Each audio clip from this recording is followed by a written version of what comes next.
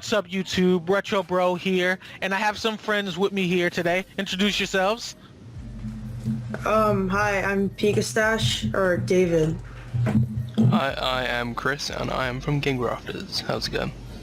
So what we want to do for you guys is we want to do like a little mini podcast, not anything long, probably like 8 to 10 minutes, just on some of the current news and our opinions. So what we had to start with for today was we want to talk a little bit about Steam and the Steam machines because they just released this week. So do you guys have any opinions on the Steam machines? Well, they're entering a very large market now with custom PCs and general PC usage. So they've got a bit of a tough time on their hands, I reckon. What about you, Pika? Yeah, I say since their machines are going anywhere from like, $499 to like $1,499, they're entering a huge market, like you said. Where like, plus there's third party like, like Alienware, Cyberpower, Zodac, etc. They're making their own Steam machines. Yeah, that's what I see too. And then according to like a couple of the articles and stuff I read, we see that with the Steam machines, there's 3 different ones. Alienware being the weakest one, and then the $1,500 one. I couldn't remember the name, but in general, a lot of the people that's been showcasing it on YouTube have all been showcasing the $1,500 ones and talk about how good it was, but not too many people have been talking about the Alienware, which is probably the underpowered one that's not working too well. Also, the other big issue is that they're using Steam OS instead of a Windows-based platform. So for those of you that's unaware, what this means is that there's going to be less games on the Steam machines than if you were to just play on your PC. I think it's only currently limited to about 1,500 games at the moment. Which when you take that into the whole Steam library, it's quite a small fraction of them. Exactly. And there wasn't a list or anything for those two, were there? No. No, they've got a couple of AAA titles. I think they've got Just Cause 3's coming out on it. They got Warframe. Oh yeah, I heard Warframe was good. Or is it War Thunder? I think it's War Thunder, not Warframe. Too many war games. But generally, if you're looking for, I think, maybe more indie and retro type games, you're not going to have much luck. And then, even if you are buying a Steam machine, you're then completely knocking yourself out of the market for EA type games. So you'll lose Battlefield 3, Battlefield 4, and all those other games that actually won't run on the Steam OS, because obviously EA and all their servers are going to be focused more on the Windows platform. See, and that's the crazy thing with the Steam machines too. When you really think about it, the Steam machines have an insane amount of competition. They're competing against Nintendo, Sony, and Xbox for the console markets, and then they're competing against regular PCs as well. That's a lot of competition. I think what they're trying to aim to do is bring more of the PC gaming style through to the consoles, and kind of trying to price themselves between kind of like console when it releases through to your like high-end gaming.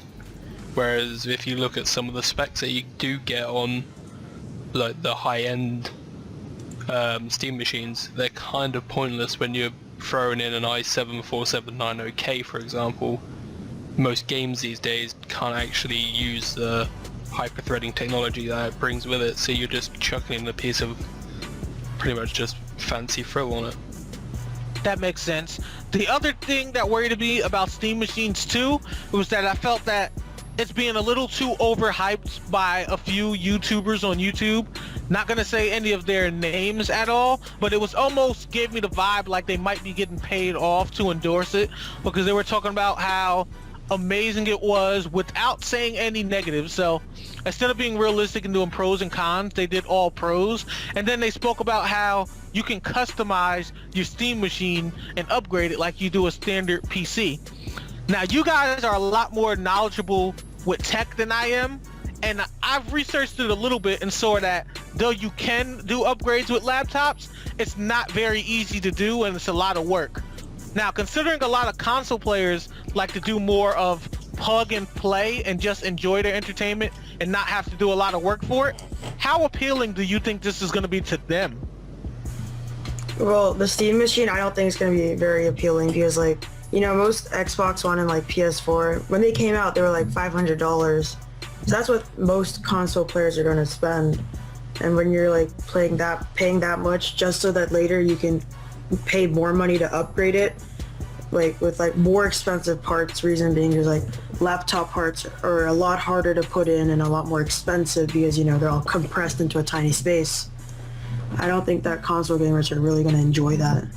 I think console gamers are really going to stick to what they know brand-wise. So if you're talking people who have always followed Xbox through from its initial Xbox through to the Xbox One now, you're not going to drag them away from something that they're really comfortable with, because you're not going to, they possibly won't have the same controller support like a PC would have. For example, with the Xbox One and Xbox 360 controllers, which you can use on your PC. I'm not sure if you can use that on Steam machine. I'm not sure if that's just going to be limited to just their Steam controller. See, that is an interesting question too, because I don't think anyone has brought that up yet. Everybody was just talking about the Steam controller. Also, with the Steam controller, what do you guys think about it? Without having hands-on, you can't really give it that great of a review. I mean, it looks quite sleek, so I don't know if it's going to be quite slippy in the hand. But the interesting two trackpads, I think, will be quite tactile and quite fun. That's what I was thinking about it too. And then I heard that they have like possibilities of being able to use on games that only have mouse and keyboard support too. Have y'all heard about that at all? Yeah. See, and that's one of the reasons I actually wanted to use it, because I've always wanted to try games like Dota and stuff, and I'm terrible at using a mouse and keyboard, so I wanted to try to use that controller and see if I would be able to play efficiently like that. See, there's one interesting thing, sorry for interrupting you there, David. I just thought of, with these new Steam machines, everyone is actually moving towards 4K gaming, whereas these are going to, what it looks like at the moment, limited to HD. So are they going to start wiping themselves off the market there when they're not supporting 4K? See, that's a really good question, because 4K is going to be out for everything. I'm sure you guys heard the rumors from Sony about how they've been messing around with 4K and possibly a PlayStation 4.5. Yeah. And even if they don't do that, the fact that they can do it on the PlayStation 4 proves that it's a guaranteed 4K for the PlayStation 5. So, like, is it even the right timing for a Steam machine? I don't know, like, for the Steam machine only to be able to do HD, I mean, for the next, like, 3 or 4, maybe 5, 10 years, 5 years max, it's probably going to be fine. But after 5 years-ish, when 4K, like, you know, monitors and TVs or whatnot become a lot cheaper, I think then, like, the PlayStation 5 will, like, make its release as, like, you know, because, you know, Sony makes a lot of 4K monitors and stuff, right? Yeah. So, like, right when, like, they release all the cheaper monitors that are all 4K, they're probably going to release, like, a bundle or something with the PlayStation 5. And that's when 4K gaming is going to explode, rather than right now, because, like, 4K monitors go for, like, over $1,000. TVs are, like, 6, 7K. Yeah, that's true. So, any last words on Steam, or y'all ready to move on to the next topic? I think we can move on. Cool. So the next thing we want to talk about a little bit is the Nintendo Direct. Now with the Nintendo Direct, it wasn't too many things that popped out to me. I mean, I got a good chuckle when I looked at Pokemon Picross. Like, I'll probably get a picture to add into the video, but pretty much Pokemon Picross was Minesweeper with the Pokemon skin. That's literally what it was. Like, it was ridiculous. And then the other thing they talked about a lot was Pokken. What do you guys think about Pokken? Have you seen anything about it at all? I Pokken? haven't personally. Yeah, Pokken is going to be created by the team that normally makes the game Tekken for Pokemon. So it sounds really cool. It sounds really cool, like it would be like a Tekken style game. But looking at the gameplay, if you look at some of the Pokken tournaments that's been in Japan, it's actually not that at all. It's Naruto Ninja Storm with a Pokemon skin. So I was really turned off by that personally. I think one of the things I've actually just read about is Star Fox Zero. Star Fox is coming back, which is going to be pretty big to quite a lot of classic gamers out there, I reckon. That's actually scheduled for release in the first quarter of 2016. It's true. Star Fox does not get a lot of love, so it's really good to see the game back. Now, talking about some of the big topics that Nintendo did show was they have Dragon Quest X coming out for 3DS, and it's going to be an MMO, which is insane. Like, I love MMOs, so at first when I heard this and I looked at the Direct, I was really excited. And then my brain started functioning again, and I realized that Nintendo has terrible servers. Whether you're on the 3DS or Wii U, they get a lot of lag when you play games online. I see it all the time when I watch people in the Nintendo community. So how well do you think this game is going to work on the 3DS being an MMO? Well, if you're already flooding servers with, for example, Smash or Mario Kart, I don't reckon they've got the capacity or the infrastructure really set up for it to handle something like an MMO. See, that's what I was thinking too. What about you, Pika? I don't know. I remember during the Wii, they had Monster Hunter 3, and that was like an MMO style game. You know, there was like lobbies and stuff you can join, and you can go like hunt monsters in like 5-man queues. Like, their servers were like decent. Like, if you were lucky, you wouldn't get that bad of lag. But like, what I don't like about like Nintendo's like, you know, like MMO style games or like whatnot, like their servers, is that they just like, once they start like declining a little bit, they just cut them off, and they're like, oh, there's no more servers, no more multiplayer for you to play on. And then they dedicate those to like either like real like bigger games, like what he said, Mario Kart or Smash 4. Yeah, that is really unfortunate. Oh, you were saying? Go ahead. I was just going to say, what it does seem to me that Direct actually is saying is they're focusing on remaking and making HD versions of older games. So kind of, it feels a bit like Nintendo are going a bit stagnant in what they're doing. Yeah, I believe it too. And I think the big reason is because the NX is supposed to be coming out this year. Like, they still haven't said anything about pushing it back from what I've seen. Now, what do you guys think about the NX? That's a real interesting topic you brought up. The Nintendo NX seems like, I don't know, because like I heard from a lot of things that like the Wii U was like okay from a lot of people. Like, it's from the Wii U that only they didn't make that many like good games, you know, for it. You know what I mean? Like, yeah, it was like, I thought the Wii U was, I thought it was pretty like overrated too, to be honest. Yeah, there's like Smash 4, maybe the new like Mario Kart, and like all those like Mario games. And other than like those, there wasn't that many like really like AAA like titles or like really fun games to play on it. It's true. Like the big thing I see with the Wii U also is people overhype a lot of what I personally think is mediocre, which I'm probably gonna have people with pitchforks and flames after me when they hear this. But like, I feel like a lot of their games are way too overhyped. Like, Smash is amazing. I'll give it to that. But Mario Maker, come on, like, is it really that exciting? Like, I understand you can create your own levels and you let your friends play through your levels and rage because you make levels to purposely piss people off.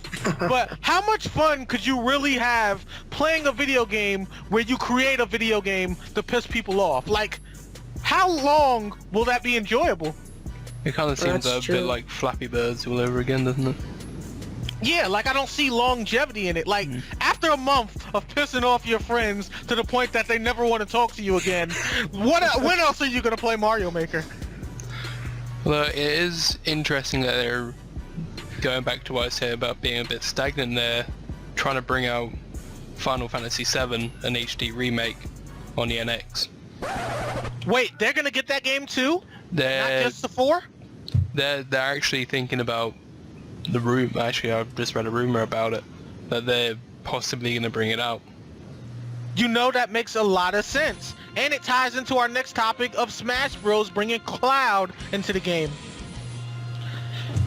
And you know, Nintendo has been known to do that, at least this year with Smash. A lot of the players that's come to Smash have been promoted for new games that they were releasing. So if they stick with that trend, maybe they will get the Final Fantasy VII Remake. Ooh, they might. So anyhow, are you guys excited at all for Cloud being in Smash at all? To be honest, I haven't played Smash since, I don't know when. But I'm talking maybe 3 or 4 years, so I'm about out of date with it. But I think it's going to probably end up being DLC now. If you're a fan of the DLC type of content, then that's all great for you. But if you're just a player that's gone, well, actually I quite like Final Fantasy 17. No, not 17, 7. God, there will be a 17 one day. Yeah, it will.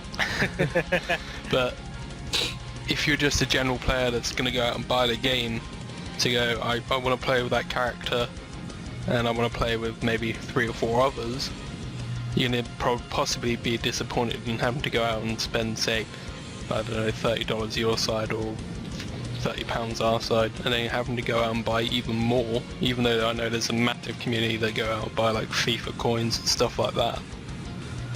That's true. I just feel that if a fan wants to play it, then they should possibly just give them the content, because you're spending enough money on games these days anyway.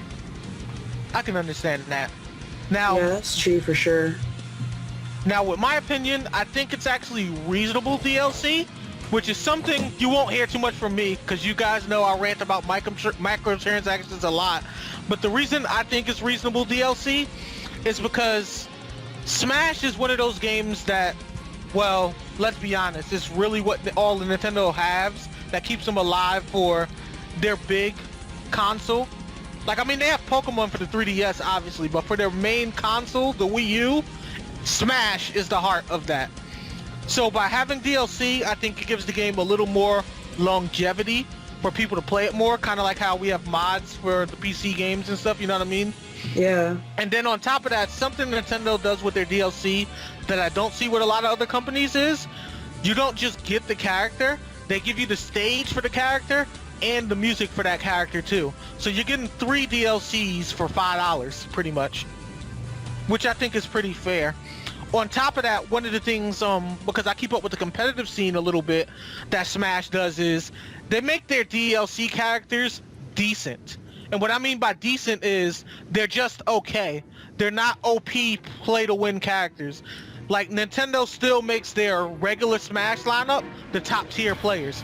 Like, no matter how many of these characters have come out, Ryu, Lucas, Roy, all of them, Sheik, and a couple of other characters that still originally came with the game are still your top tier players.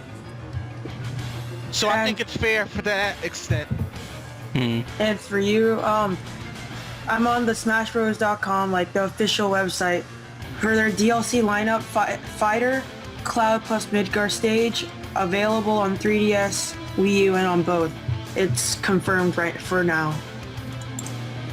It's not a rumor. Gotcha. So that works out pretty good. That's all I really had for Smash though. Do you guys have anything else? No, I think that's it for Smash for now. Cool. Yeah. That's all I wanted to cover for today. I think we had good. You guys have any other topics or any other news? I should just read something quite interesting. Let me just bring it back up. Okay, cool. If you have anything too, Pika, go ahead and bring it in. Ooh. I will say for Smash though, one thing that I do like is you can tell that Sakurai puts a lot of passion into this game, and I like the effort he puts into it. Like, I didn't ever feel cheated playing Smash. Like, the game didn't have enough content before the DLC, you know what I mean? So that's one of the reasons I'm still willing to actually purchase DLC for this. Like, I'm not against DLC if I have a full experience from the game without it. But if you make a game with DLC and you're not getting the full experience before the DLC, that's normally when I have a problem with it. How do you guys feel about that? Oh yeah, I feel the same. Like I'm paying like an extra, like, you know, like what, $15, $20, $30 for like extra content on the game. I expect it to be at least like 2/3 of the price good. You know what I mean? Like I'm paying $30 for like an extra character. It should be good enough as to the point that it was worth $30 rather than like, you know, an OP, super OP play to win character or like the really squishy character that's not good. You know what I mean? Yeah, because a lot of competitive games do that these days. You get these play-to-win characters that pretty much just break the game. I think actually one of my friends from a long time ago has put something out recently. He said, well, if I spend $40 on a game or something, I want to get at least 40 hours worth of my time being put up in content-wise. So you're thinking it's $1 an hour. So you actually feel actually your investment isn't just, well, superfluous and you just chucked away a bit of money. See? And that's reasonable. I can understand that. Because a lot of times these DLCs, it's like, they'll say they're expansion packs, which means they should be like a whole new experience, and you're really not getting that. It's almost like the same thing you already did with not enough features to really justify purchasing it, and then you feel bad because you did buy it. Yeah, Actually, for sure. The interesting thing is, just going back to your Dragon Quest thing, it's actually 2 Dragon Quest games that they're bringing out on the 3DS, but they're going to be the classic games. So it's going to be Dragon Quest 7 and Dragon Quest 8. So are they going to be remakes, or are they just porting them? They're going to be remastered. So it's just going to, I think, probably be a bit of a graphical update. I don't know if that's possible or not, but... Well, that sounds pretty cool, because Nintendo usually does remasters, right? It's Sony I have the skeptics on. God of War 3 remaster was terrible. It was exactly the way it was on PS3. It did not look like it should have been on the PS4 at all. Really? So it's basically just like maybe like 1080p or whatever, like higher graphics on the PS3? Like, it wasn't even really like higher graphics per se. It was like the resolution was just touched a little bit. They probably upscaled it a bit, and that's about it. Yeah, like that's literally all they did. Like, you saw the trailer for the Final Fantasy VII remake? That's an upgrade with graphics. They tried nothing for God of War 3. Like, it was so disrespectful. But anyhow, if you guys don't have anything else, I think we'll go ahead and close out for tonight. Alrighty. So I'm gonna have their links in the description so you guys can check them out. Give them your channels. You can go ahead and shout it out real quick. Or you can go first. Alright, well, it was nice to speaking to you all, and I am Chris from Grafters, and I hope to see you on my channel sometime soon. And I'm Pikastache, or as known as David. It was fun talking to you guys, and I hope you guys check out my channel as well. And as usual, I've been RonnRetrobro, and I am signing out. Like the video? Well, why don't you check out RonnRetrobro.com, where I showcase my favorite YouTubers, videos from subscribers like yourself, the latest in news. You can listen to the music I'm bumping, and I post my blog, stories, and news entries here. It's a place for us gamers to kind of get to know each other more and kind of let smaller YouTubers like us get better noticed.